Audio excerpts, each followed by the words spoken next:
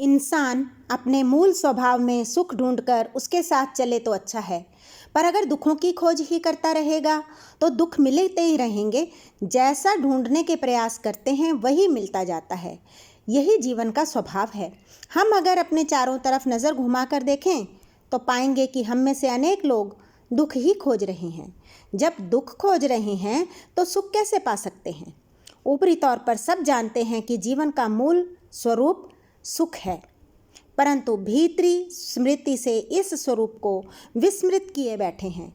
जहाँ मित्रों संग गपशप करने बैठते हैं, अपने अपने दुखड़े रोते हुए सारी नकारात्मकता का आदान प्रदान करते हैं, बल्कि अपने कष्टों को ऐसे अग्रेषित करते हैं कि सुनने वाले को लगता है कि यह दुनिया का सबसे बड़ा दुखी व्यक्ति है। फिर वह अपने कष्टों को स्मरण करता है और उसके आगे और बढ़ चढ़कर अपनी दुख महिमा का गान करता है।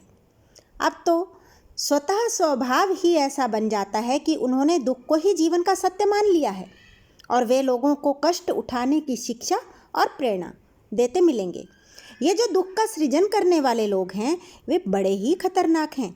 इंसान की हत्या से बड़ा पाप ये कर रहे हैं, इंसान के मूल स्वभाव की हत्या करके। कोई भी मनुष्य भांति भांति के कष्ट भोग कर अपने आप को दूसरों से अलग तो कर सकता है, दूसरों की सहानुभूति भी प्राप्त कर सकता है, पर वह दूसरों के जीवन में आनंद नहीं भर सकता, क्योंकि वह तो कष्ट की शिक्षा दे रहा है। उसकी सोच में तो कष्ट ही कष्ट भरा पड़ा है।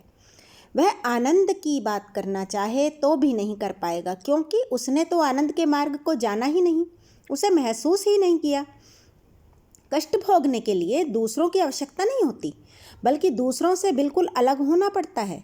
जबकि आनंद में जितने लोग अधिक शामिल होते जाएंगे, आनंद बढ़ता जाएगा। आनंद से इंसान की सोच विस्तृत होती है, उसका दायरा असीमित होता है।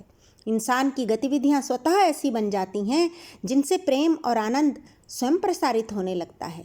महत्वपूर्ण यह है कि हमें हर पल आनंद की अवस्था में रहना है। सारी सोच और सारे कृत्य अपने आप सुधर जाएंगे, जीवन की दिशा ही बदल जाएगी।